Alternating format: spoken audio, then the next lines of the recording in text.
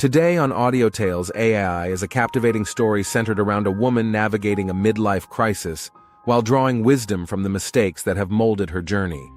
If these stories resonate with you, we invite you to show your support by liking and subscribing. I don't know if this is the right place to put this on. Yet the title of the group fits the situation I placed myself in.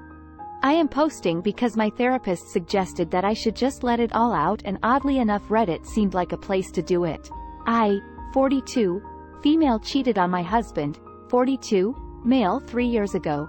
It destroyed my family and I regret it every day. My husband and I got together when we were 19. We were nowhere near each other's first, and for 22 years I thought we were happy. Sure, he has his moments when his temper gets the best of him, but he's the kind of guy that wears heart on his sleeve and takes a lot of crap, and when he blows up, he will grieve everything that has been bothering him, and I understand. I do the same thing and tend to say some heartless things towards him out of anger, and he never held it against me. Our says life was great. Of course he would love to have more. He would try every day, but as a stay-at-home mom of 5, 3 girls and 2 boys, I get tired and he voices opinions when we don't have says, and I found it to be annoying. Thinking back, we could have says more often. Yet, he does help around the house. He works 60 hours a week and makes sure I sleep in on weekends, and I wake up to a nice clean house and breakfast. As the years went by and the 3 eldest began to head off to college, I was feeling that empty nest syndrome. I was bored, going a bit stir-crazy. I still had my 2 boys, but they were in junior high and didn't need me really. My husband saw this and encouraged me to get a job. In hindsight, I should have told him no. Should have gotten a hobby. Should have done a lot of things differently. My husband is a bit stocky, slight overweight, but handsome. As for me, I saw between 150,000 to 210, depending on the year. When I started working again as a customer service representative, I was 160 and I felt great. I haven't been in the workforce in 21 years and it felt good to be back working. As the months went by, I began hanging out with the younger 25-year-old county workers from the office that was encouraged by my husband because I lack female companionship. I used to shove him to go hang out with his county workers, so it was only fair that I did the same, and those girls put ideas in my head. They made me think that I could do better, made me think that my husband wasn't cheesy enough.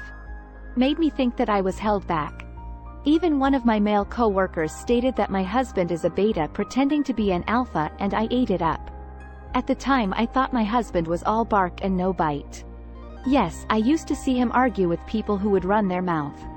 Had no problem stepping up to them, but I never saw him got into a fight. I don't know where that came from. I loved him, I honored him, in return he honored me. All of our friends always told me how lucky I was to have him, and I did felt lucky, yet somehow they all got in my head and I guessed my love for him. This little nudge kept going every time my co-workers and I talked, and eventually I began flirting with the same male co-worker who called my husband a beta. He was the same age as me and he was handsome, physically fit, and as the weeks went by, one thing led to another. He made the first move and I just went with it. We were having sex every chance we got. I felt younger, desired, and I treated my husband like crap. I denied him sex, poked fun at his weight, even tried to make him think that he was crazy when he questioned our relationship. I had no clue where that came from. Thinking back, I don't know why I was acting like that. I don't know who that person was. I realized how bad it was when my husband crushed a glass cup with his bare hands, staring at me with hateful eyes during dinner.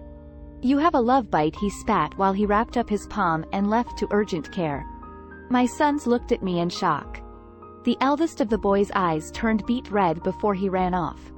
I called my lover and yelled at him, and he told me that he wanted to mark his territory, and I felt disgusted. It was the first time I felt remorseful about what I'd done. It was after midnight when he came home and looked at me seriously in the eyes and asked how long I wanted to deny it. Wanted to tell him no, but I saw it on his face. So I told him 4 months. "Did you duck his D?" I said nothing. He walked around me only to stop short by my ear and said low enough for me to hear, "I want to divorce you, ducking promiscuous woman." I was so angry that he called me that he never talked to me like that before. And all I could do is cry, especially when I noticed our boys staring at me at the foot of the stairs. They looked at me with such rage and I was angry at him for doing that out in the open.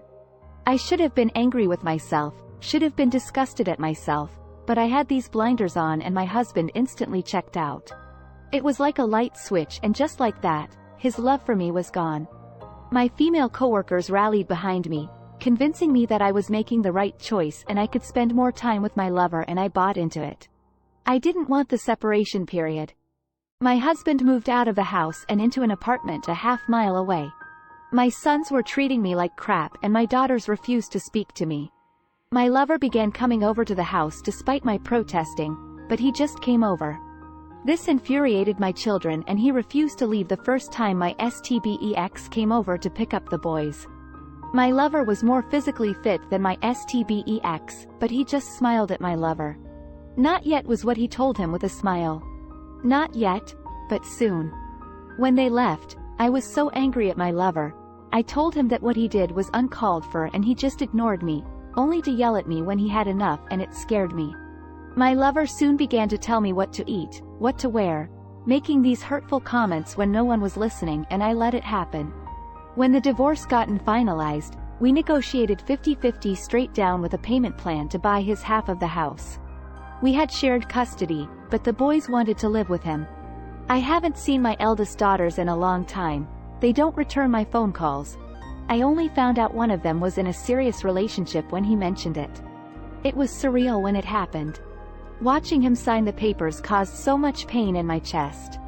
When he took his ring off and placed it on the paper, I felt the ball in my throat, and when he left, I realized I never apologized to him. I grabbed the pen and just stared at the ring. At that moment, I realized how much I ducked up. I destroyed my marriage, my relationship with my children, and I think I was in an offensive relationship, and I just cried. I couldn't breathe, I was too incoherent, but eventually I signed it. A week after my divorce was when my lover hit me for the first time. I was telling him about my day and I bumped into the nightstand and knocked over his phone. He gave me this look, slapped me and called me clumsy. I called my ex and the first thing he asked was, "Does he touch my children?" I told him no and he just hung up. I cried so hard that night. Soon my lover got comfortable using his hands. It went on for 2 months and at the time, I felt like I deserved it. My ex never laid a hand on me. My lover did, and to me, it was karma. It only stopped when he hit one of my daughters who was home from college due to the pandemic. She was the only one who wanted to stay at the house. The 2 older ones stood at their dad. One phone call from her and my ex walked into the house, offered my lover a free hit before beating him into a bleeding pulp. My ex was stone-faced the entire time. No emotions, I had to beg to stop him.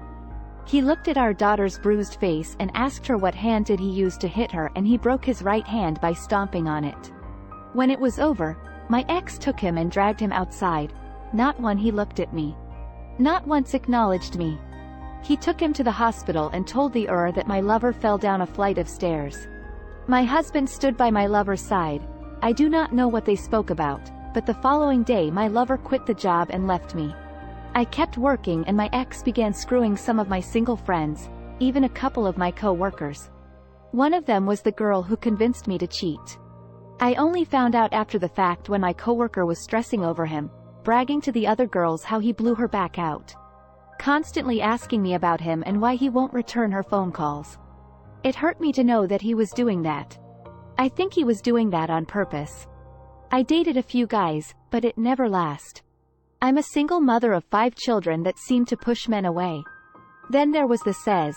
Looking back, even with my lover, none of them could satisfy me the way my ex could. Which made me wonder, why did I allow this to happen? I was happy. How did I let myself get manipulated? I don't understand why. During this time my house was always quiet. My boys were either locked into their room or at their dad's. My daughters, with the exception of my third-born, refused to talk to me, and it was hurting. My ex saw this and he conducted a family meeting. He had all the kids in the house and I was happy to have all of our children under the roof, but the majority didn't want to be there. He began telling the kids to talk to me and my youngest called me a promiscuous woman. This shocked me, it hurt me so much, and my ex slapped him right in front of me. "Have I ever called your mother that?" He barked and our son shook his head. Your mother takes care of you. She loves you and you will respect her. What happened between us has nothing to do with you. All of you will start respecting your mother. Do I make myself clear? He looked at all of our children and it spoke volumes, and my relationship with my children began to improve. During the 2nd-year anniversary of our divorce, we were civil. We laughed, talked. He constantly came over to the house to fix things, to talk about the kids, and for a while I had my husband back and I leaned in, but he shoved me and said no before walking away. A month later, he began dating our youngest teacher. She's 10 years younger than him and they have a lot of common interest. She's extremely attractive and I tried to be civil while they were dating, but it hurt seeing him looking at her the way he looked at me. How he touched her, made her laugh. She was the center of his attention and I understood why people envied us. Why they kept telling me how lucky I was. That devotion, why I never noticed it. I had my nervous breakdown when I heard that they were expecting and they were getting married.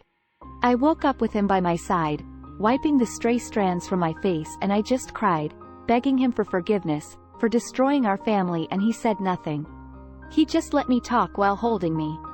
He visited me every day, only leaving my side to talk to his fiancée, and she even came over to check up on me. I don't deserve their sympathy.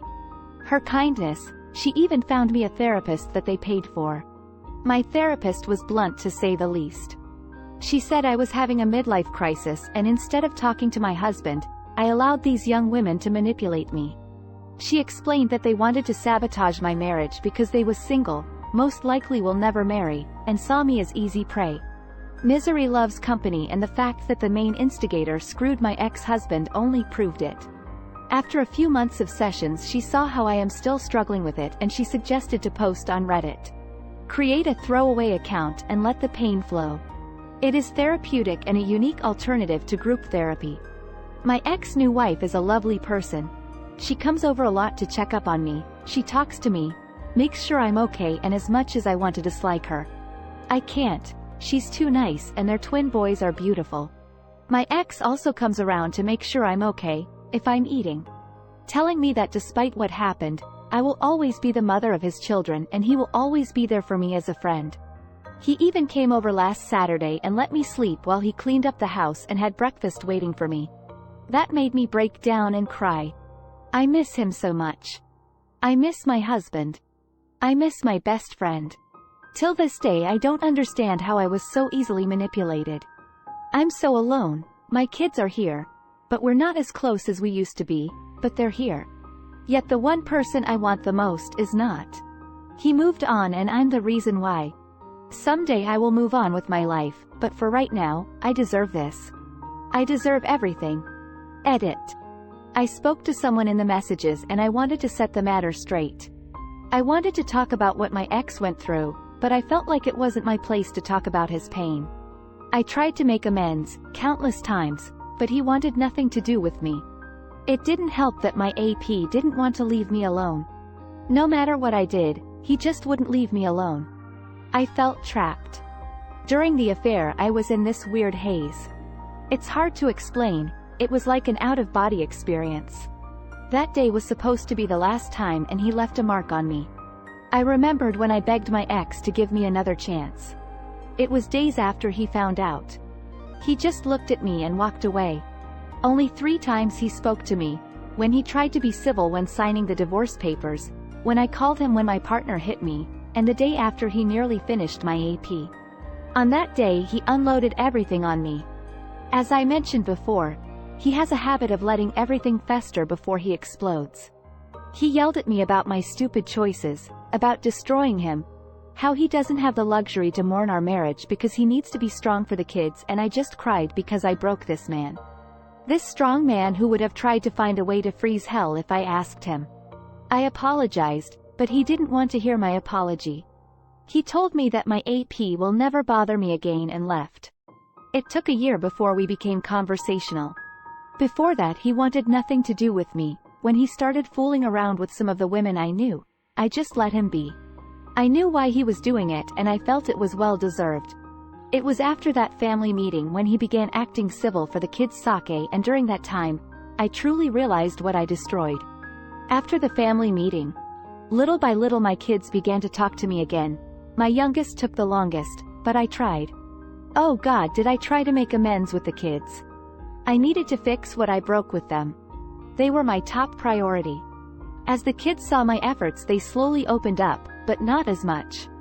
During that second year, seeing my kids laughing in the house while my ex-husband joked around or helping around with chores, cooking on the grill and dancing with the girls, I thought that if I made the effort, showing him how much I was sorry, that I could win him back. I did everything that I could, asked for couple counseling, to start over, wearing every outfit he bought me, his favorite perfume, had my hair just how he liked it, but he just ignored me. That's why I tried to kiss him that day. I thought there was a moment. But he stopped me. I cried, I pleaded, and he just looked at me. He told me that he couldn't be with me because I broke him. He will never kiss me because I had another man in my mouth.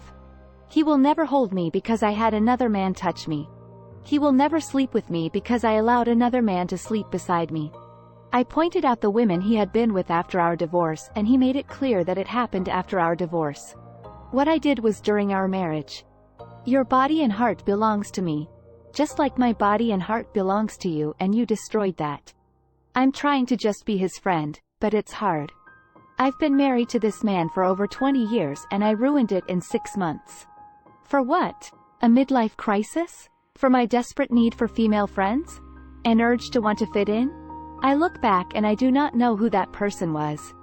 Everything was out of character for me.